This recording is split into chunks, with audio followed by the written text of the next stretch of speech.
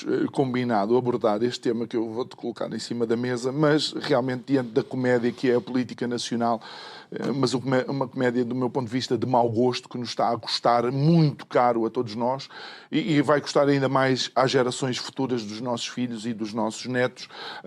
Algo aconteceu recentemente dentro daquilo que é o mundo do espetáculo, em que tu e outras pessoas quiseram liderar, por assim dizer, um movimento de algo que parecia extremamente injusto relativamente às orquestras e às bandas filarmónicas, não é?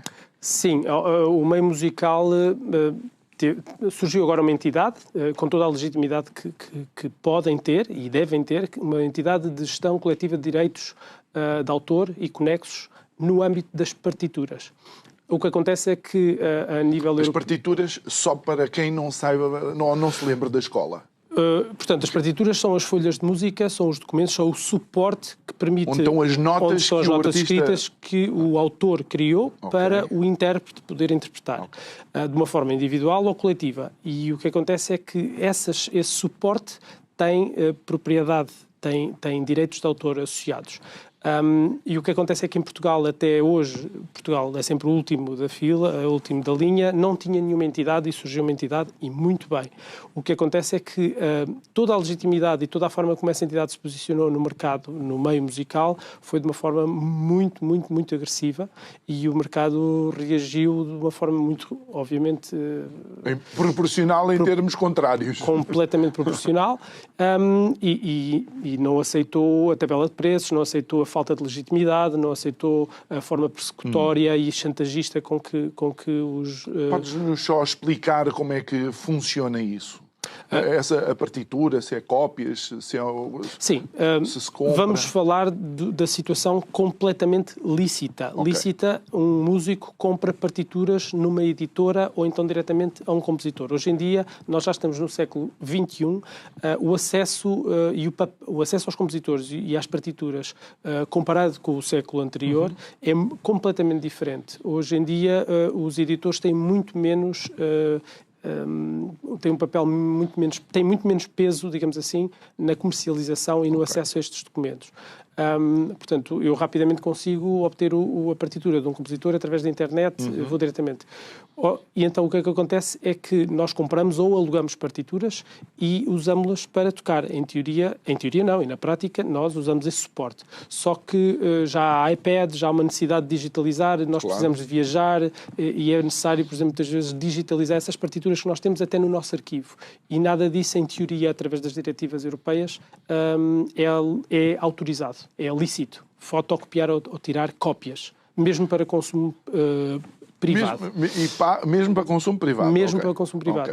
O que acontece é que isso tem muito que ver com o lobby das editoras alemãs, italianas, francesas, que salvaguardaram na lei de 2014 europeia, que foi transposta para a lei portuguesa em 2015, a impossibilidade de se fotocopiar mesmo para trabalho, mesmo tendo o documento lícito e o suporte e ser proprietário de uma partitura. Estamos só a falar, provavelmente, das 3 nações com maior produção cultural para orquestras sinfónicas e não só, não é? Sim, sim. Portanto, depois, obviamente, que há uma aliança do lobby e depois isso espalha a nível mundial, nos Estados Unidos e a todos os outros países que têm bons compositores e que têm produção cultural a nível das orquestras de renome e com força.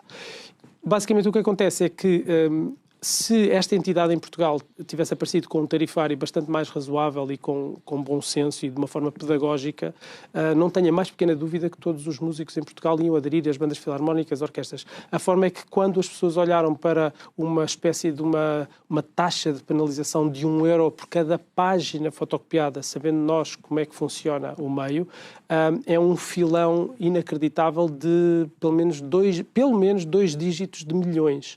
Portanto, o que está aqui em causa é uma falsa bandeira a dizer que estão a proteger os autores. Até porque a forma como, para já, esta entidade surgiu apenas com 10 fundadores, 10, e o mercado tem largas dezenas de autores e de compositores.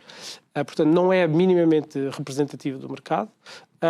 E depois o que o mercado achou houve uma evidente tentativa de enriquecimento rápido e exponencial, que não é legítimo e que não é razoável. O que é que tu sentiste necessidade de fazer nesse sentido? Bem, o meio reagiu. Estou a liderar a Plataforma de Valorização e Defesa da Música em Portugal, que é uma plataforma que reúne a 360 graus, desde os coros às orquestras nacionais institucionalizadas, às regionais, às freelance, as bandas filarmónicas, a Confederação Musical Portuguesa faz parte, as escolas dos conservatórios oficiais, privadas, eu diria as bandas militares, inclusive, têm voz nesta plataforma, e nós fizemos uma ronda pelos grupos parlamentares na Assembleia da República, a Confederação Musical também fez a sua própria ronda, e conseguimos uma aprovação de dois projetos de lei, um da Assembleia Legislativa dos Açores e outro por parte da Iniciativa Liberal, que compreenderam a nossa problemática, compreenderam também o abuso e a desproporcionalidade desta diretiva europeia e depois do posicionamento desta entidade. Porque vocês não estão contra. O que vocês acham que não é legítimo é a desproporcionalidade daquilo que é, digamos, a tabela de preços. Sim, e o mau princípio. Okay. Há toda uma legitimidade que tem que se ter, há todo um modus operandi que tem que ser bem conduzido, e depois há essa questão também, e depois há a cereja no topo do bolo, que são o tarifário, que é totalmente destruidor de como estão montadas as escolas. Se tivessem que pagar o tarifário inicialmente apresentado, e as bandas filarmónicas eram completamente arrasadas. E Portugal ainda é um país com muitas bandas filarmónicas. Não, temos acima de 700 bandas filarmónicas a nível nacional, que é fenomenal, e temos 130 e tal escolas perto disso. Portanto, há todo um papel, isto é, ninguém nega a necessidade de se defender os direitos de autor, e o próprio meio tem consciência que tem que se disciplinar nesse aspecto, porque há alguma circulação ilícita de partituras que nós às vezes passamos porque não há fiscalização, e achamos que deve haver. Portanto, o meio não está de todo contra essa entidade que deva disciplinar o meio.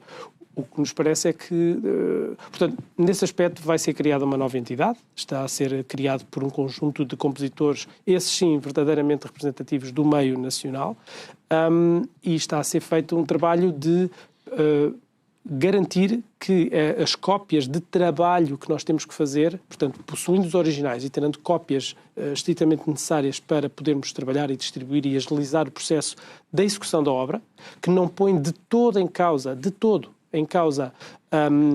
os direitos de autor, quer do compositor, quer do editor, sejam permitidas. Portanto, nós já estamos no século XXI, ainda estamos com uma lei